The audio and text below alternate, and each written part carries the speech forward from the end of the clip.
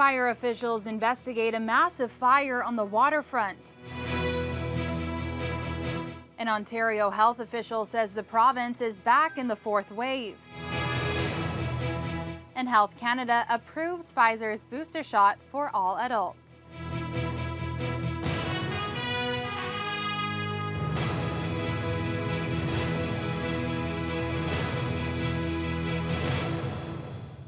Good evening, I'm Ryan Bonazzo. And I'm Catalina Gillies. For the first time in 6 years, the former Great West Timber sawmill has been ravaged by a major fire. The huge flames could be seen across the city's north side last night. Fortunately, no one was hurt. An investigation is now underway to try to determine the cause of this latest blaze, which, as Corey Nordstrom tells us, is reminiscent of the 2015 fire. This massive fireball lit up the night sky as fire crews scrambled to suppress the blaze at the former Great West Timber property on the city's waterfront. A full arsenal of pumper trucks and aerial ladders were deployed Monday night, taking a defensive stance and managing to protect the other abandoned buildings on the sawmill property. The building last night, other than I believe one exterior structure wall, is basically completely engulfed, and just the interior contents are now what's left smoldering in there. The fire is believed to have scorched the former planing mill, a roughly 300-foot-long structure, which Paxton says was full of flammable items. Grease, oils, obviously sawdust, some product that might have been left behind in there, stored and bundled. And when you have product that's tightly bundled like that, it does take a while to get inside it, to get the water penetrating far enough to stop it from continuing to light up again. While some fire crews continued to suppress hotspots throughout the day, investigators were on scene taking preliminary note. Deputy Chief Paxton says they're unsure if the Ontario Fire Marshal will be making the trip to Thunder Bay, but he offers some possible causes to the massive fire. Obviously, weather events are one. Squatters possibly, vandalism. It's been roughly 6.5 years since the first major fire at Great West Timber. Investigators never determined a cause, and their probe was halted as the owners didn't move ahead with necessary demolition. City officials have confirmed there is an ongoing court case between the city and property owner in the aftermath of that 2015 fire. Dougal Media has reached out to Buchanan Sawmills, which is believed to still own the Great West site, but did not receive any response. Corey Nordstrom, TBT News. On to COVID-19 now. There are no new COVID-19 cases being reported today by the Thunder Bay District Health Unit, and the number of active cases has fallen to 20. There are now 4 people in hospital with the virus, including 1 in the ICU. More than 1,200 vaccine shots were administered across the district last week. 340 of those were first doses. According to the Ministry of Health, nearly 94% of eligible people in the TBDHU catchment area have received at least 1 shot, and nearly 90% are fully vaccinated. Meanwhile, there's 1 new COVID case today in the Northwestern Health Unit. It comes from the Dryden-Red Lake area. The number of active cases in the NWHU has fallen to 3. That's 2 fewer than yesterday. The U.S. land border is now open to fully vaccinated Canadians, but Ottawa still requires a negative PCR test before people can re-enter this country. Those tests usually cost about $200. The head of the regional hospital's COVID testing center says she doesn't anticipate a rush of travelers faking symptoms in order to get them for free, but she admits that's largely an appeal to people's better nature. Local travelers are once again allowed to flow through the U.S. border crossing at Pigeon River, but they can't return to Canada without a negative PCR test taken within 72 hours. Those tests are available for free at the regional hospital, but people who just want to travel don't qualify. The testing center only administers tests to those with COVID symptoms. Manager Jackie Park doesn't think people will try to game the system, but acknowledges there's no real way to know if someone is faking. We just hope that individuals in our community are good people and that they know that having a test then maybe stops someone who actually is COVID positive from getting a test that day. Someone like a child. Park says the vast majority of testing is on kids who are too young to get the vaccine. Currently, I would say 75% is children. And children, in many cases, need a negative test to return to the classroom. We want to keep our kids in school this year. The last couple of years have been really hard on the kids, and they can't go to school if they have any symptoms at all. So lots of the testing that we're doing is actually clearing children so they can go back to school and to be checking that there isn't COVID. And we have had several outbreaks in the high schools, and there is currently one in a public school that we're doing testing for. So while those determined to break the rules may be able to get away with it, it isn't a victimless crime. Well, is Ontario heading back into the fourth wave? That's the warning from a member of the province's COVID-19 Science Advisory Table. That comes amidst a slight increase in the 7-day average of new infections. Health officials aren't sounding the alarm just yet, but are reminding people to stay vigilant as we continue through the pandemic. Colin DeMello has more. 2 weeks after Ontario lifted capacity limits on restaurants and gyms, and the province seems to no longer be on its pandemic plateau. The 7-day average of new cases is slowly rising, along with the concern over what it all could mean. Right now we have a doubling time of 17 days, meaning if this continues like that, 500 cases per day right now on average will become about 1,000 cases per day in about 2.5 weeks from now. In Sudbury, health officials are reimposing restrictions such as capacity limits. The region has the highest case count in the province, and they say they needed to introduce a circuit breaker to cool off the increase. But health experts say the rest of the province doesn't need to take the same route, especially because hospitals are not experiencing the same surge. We are not seeing hospitalizations increase at the same sort of rate, but that's not unusual because hospitalizations and ICU admissions and death will lag behind the case counts. We've seen that throughout this pandemic. Instead, some in public health believe the province needs to be more targeted. You know, if things do take off in a more exponential kind of manner rather than just trickling up, then I think we have to look really hard at some of those higher risk kind of settings. So if there are certain workplaces or settings where we're seeing that there are more outbreaks occurring, then targeting our interventions to that too.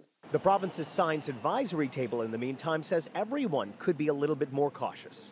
I believe there will be a lot of people again who could think about, do I really need to work in the office downtown or can I work from home? When I look at sports arenas, loads of people don't wear their masks. When I look, in some of the restaurants, just the passing weekend, a lot of restaurants were so crowded. Do I really want to go inside into a really crowded restaurant, etc.? Then, restaurant owners, do they really use vaccine certificates properly? The Ford government has said province-wide lockdowns are out of the equation, that more regional restrictions would be in order. But the province is also planning to remove masking and proof of vaccination requirements over the next 4.5 months, a strategy that could be sidelined if the current trends continue. The leader of the Ontario NDP is in Thunder Bay to address the ongoing mental health and addiction epidemic in the city. Andrea Horvath is calling for urgent investments into mental health and addiction care to curb the rise in overdoses and reduce pressure on the regional hospital. Danielle Bain has the story. Doing everything you possibly can to keep your child alive. I mean, you can't put a price tag on that. Carolyn Carl lost her 31-year-old daughter Dana to an overdose in September and has become a vocal advocate for mental health and addiction care. A recent awareness walk drew more than 200 people. Carl was invited to this news conference by NDP leader Andrea Horvath and local MPP Judith Monteith-Farrell as they highlighted the lack of addiction services in the city. Horvath says change needs to happen now. It's a matter of resources. It's a matter of funding. The community has come together with quite a proposal that will help, that will actually literally help save lives. And Doug Ford's sitting on it. And as a result, we continue to see people lose their lives to overdoses. It shouldn't be that way. It shouldn't be happening. The proposal Horvath is talking about is a new 40-bed detox center. With only 25 beds in the entire city right now, 3,000 people are turned away from getting help every year. Carl is hopeful that if she and others keep advocating, there will finally be a breakthrough. I'm really hopeful. I think it's the right thing to do, and I think the northern community up here, we're very much in need, and it would be a shame if we don't get help, because people are dying every day. I can't see how we wouldn't get help. It's something we really need to advocate for, and I believe we're going to be heard. It has to happen. It's a mental health and addiction crisis. Not only is Carl advocating for more resources for the detox stage, she says that aftercare is a huge passion of hers.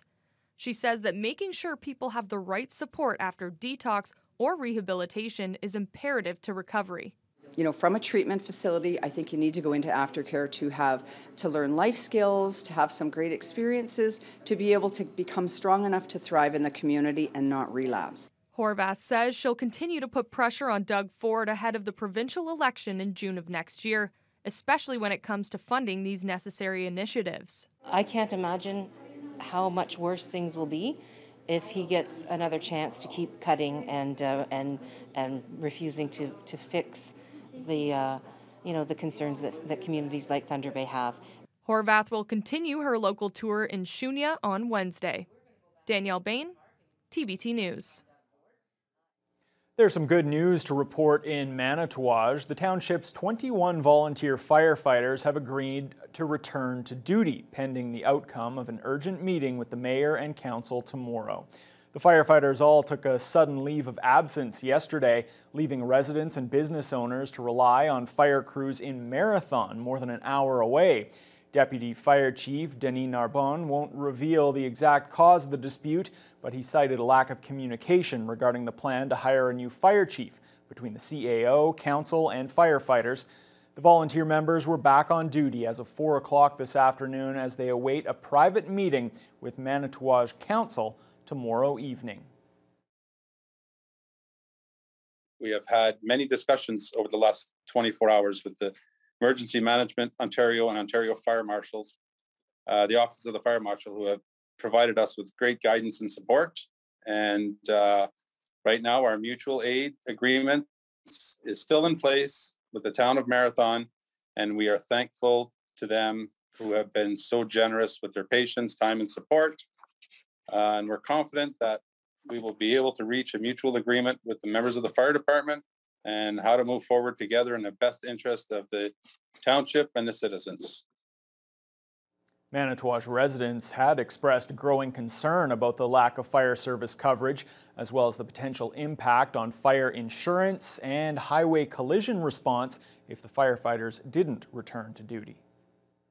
Thunder Bay City Council will explore options to add extra safety netting at all city-run arenas. Councillors approved a motion from Mayor Bill Morrow asking administration to study the matter further.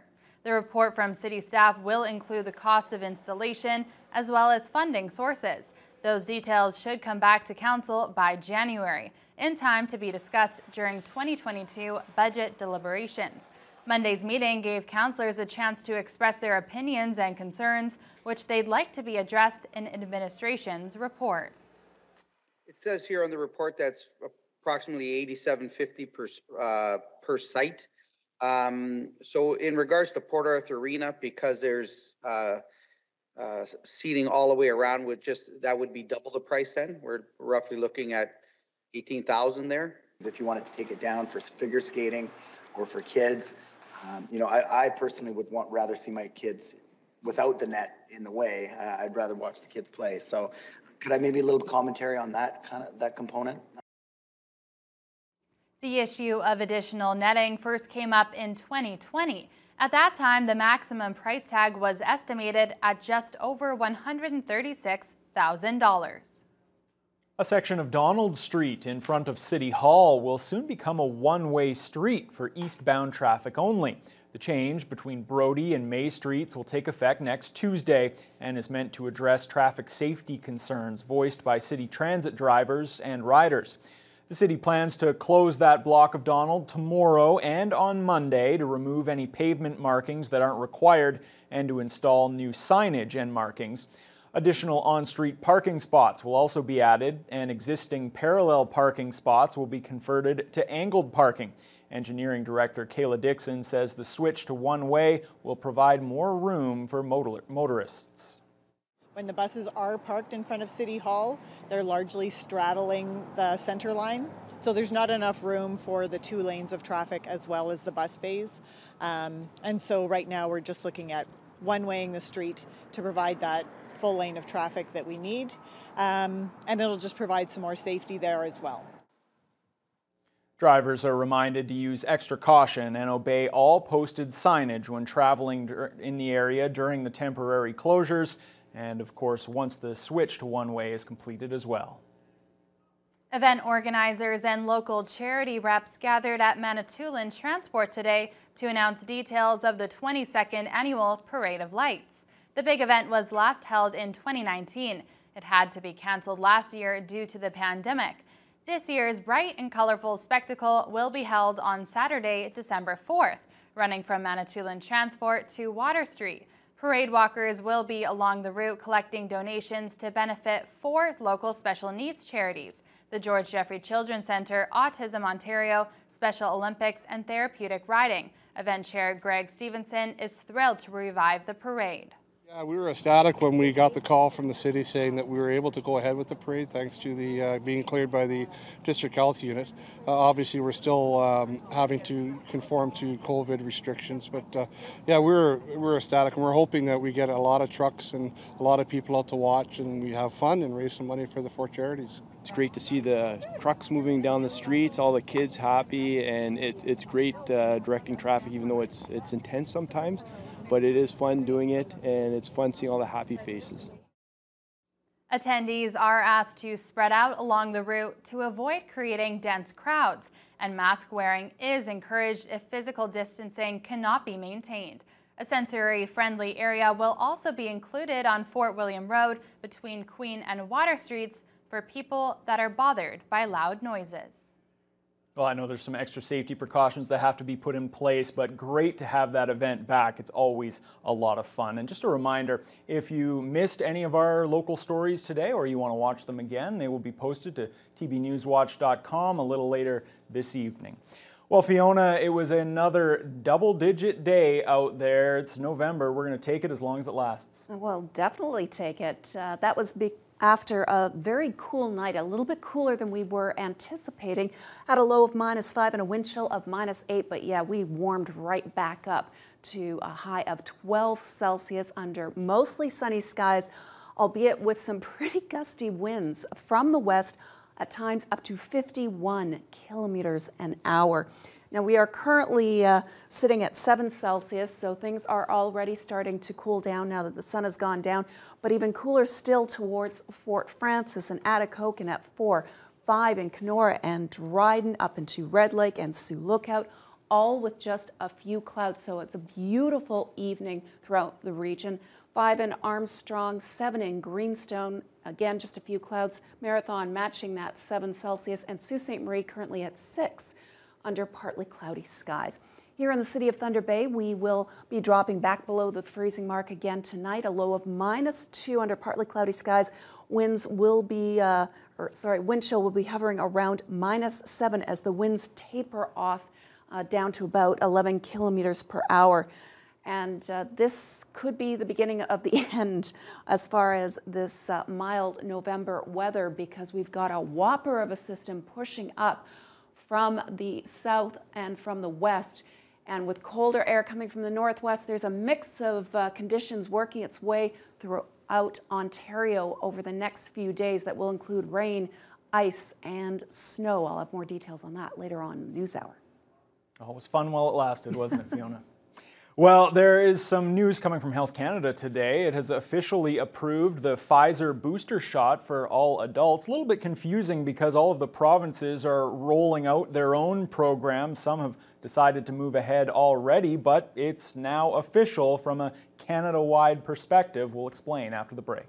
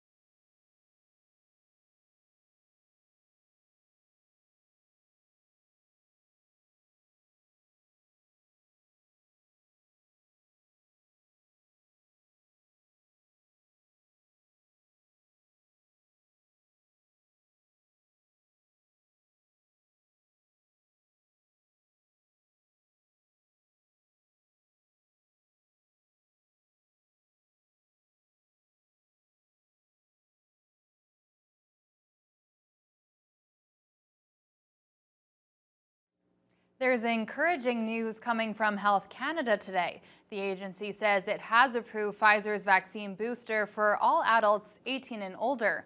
Health Canada says Pfizer made a submission on October 1st, and a thorough independent review has found it's safe and effective. So far, different provinces and territories have employed different rollout strategies for booster doses, and it may still be some time before the general population can roll up their sleeves. The National Advisory Committee on Immunization, NACI, have suggested certain priority groups like older individuals, people who have immune suppressed conditions, high-risk groups like Métis or First Nations, and frontline workers. So I think the current recommendations for who is actually getting them, for example, in Ontario, makes a lot of sense. It's going to shift in the next few weeks and months. And what Health Canada is saying is that when we get to the point that we want to extend it to all adults, that's safe to do. Health Canada says the booster can be safely administered 6 months after the date of a person's second dose. It's essentially another full dose of the regular Pfizer vaccine. Conservative leader Aaron O'Toole has taken aim at vaccine-hesitant members of his own caucus. The Conservative Party is embroiled in an internal dispute over vaccine mandates. Some even apologized for comments that spread misinformation about COVID-19. Kevin Gallagher has more on that.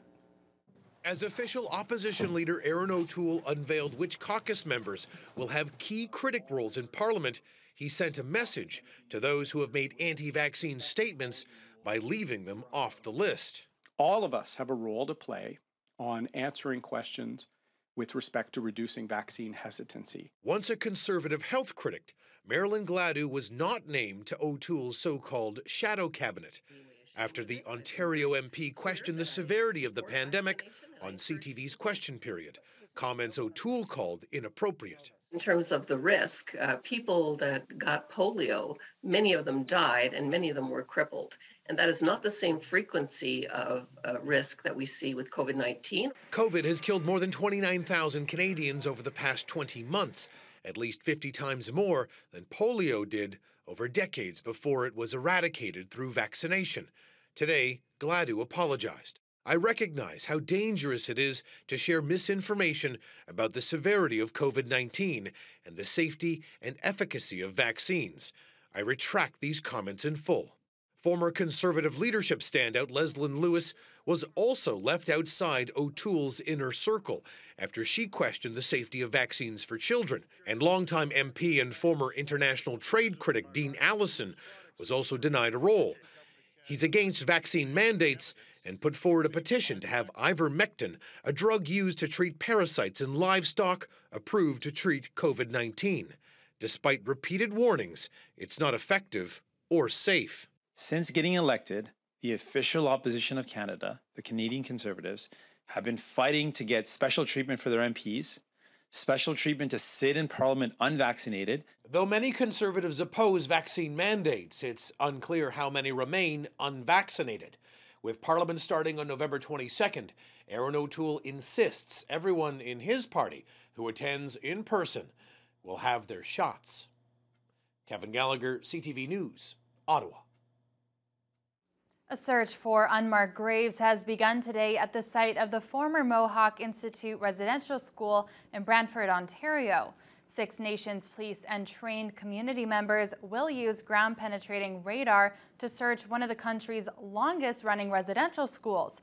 A group called the Survivors Secretariat is looking into the deaths of children at the facility.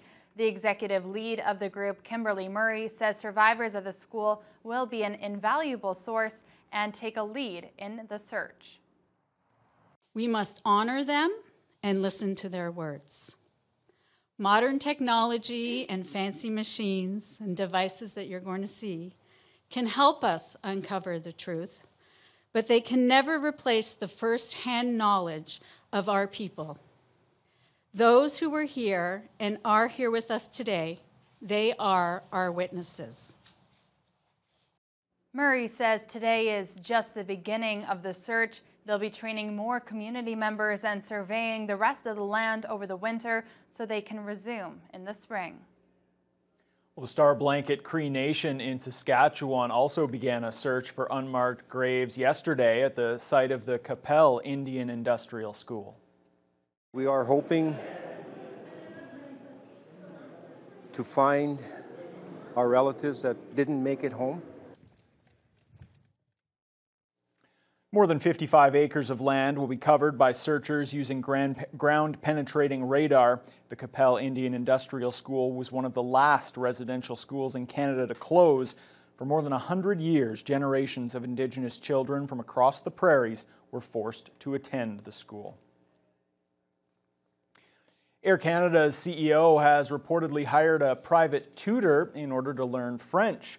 Michael Rousseau came under fire last week after he told journalists he's been able to live in Montreal without speaking the language. Rousseau was later forced to apologize. Deputy Prime Minister Chrystia Freeland has wrote a letter to Air Canada's board of directors asking that Rousseau's French language skills be a determining factor in his annual performance evaluation.